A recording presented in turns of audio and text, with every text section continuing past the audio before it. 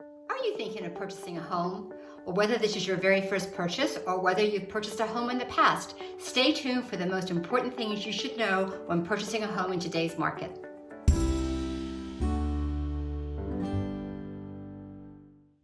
Hi, I'm Susan Praver, and I'm a partner with our Signature Praver Properties and a realtor here in Westlake Village in beautiful Southern California. And whether you're a first-time home buyer or whether you've purchased a home in the past, we're going to talk about some of the key steps that it takes to purchase a home in today's market. Now keep in mind that these apply to purchasing a home in the United States. If you're purchasing a property outside the country, then different guidelines will apply. So stay tuned as we walk through the key steps for purchasing a home in the United States.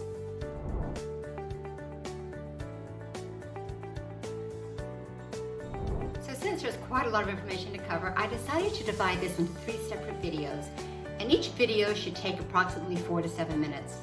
So the first video deals with the initial steps it requires in preparation to purchase your first home.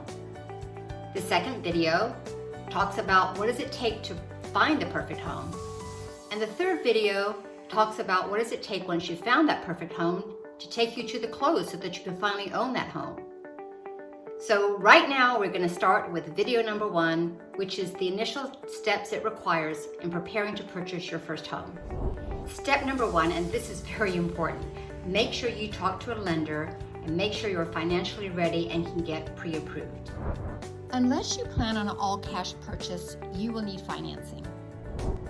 So whether you have someone you work with at your bank or a company that deals with home loans, it is important that you know exactly where you stand financially and to also find out if there are any unknown items that can negatively affect your credit.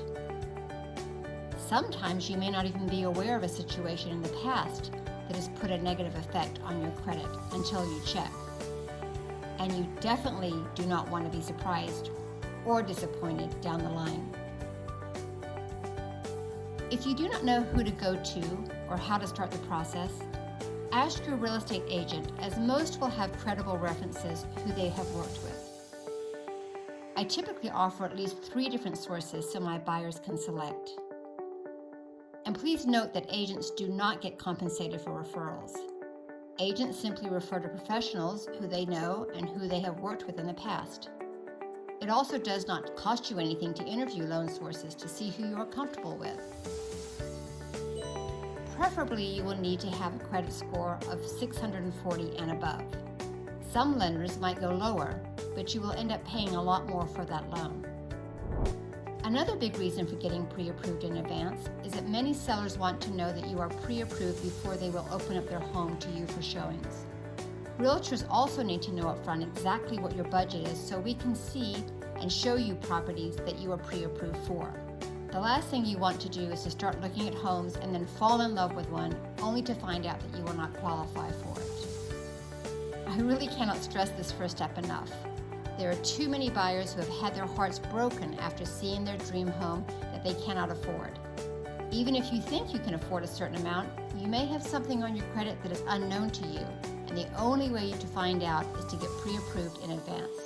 Also, if there are any unforeseen issues, this will give you time to correct your credit well ahead of time. Step number 2, how much money do you really need to buy a home? So let's start with the down payment. There are also lots of government grants and programs that offer down payment assistance. If you are military or retired, for example, you might qualify for a VA loan with 0% down for a down payment. There are also closing costs to consider. So what are closing costs? Well, these can be broken down as follows.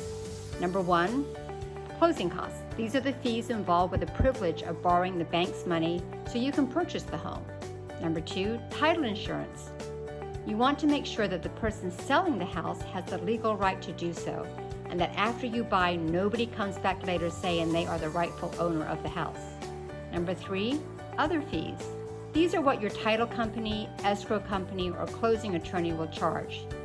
This is for handling the entire transaction as a neutral third party. All of these closing costs typically run 3 to 4% of the cost of the house. Now, you can ask the seller to pay all or part of these costs, but keep in mind that sellers do not have to say yes. If the offer is attractive to them in other ways, however, they may pick up part or all of them.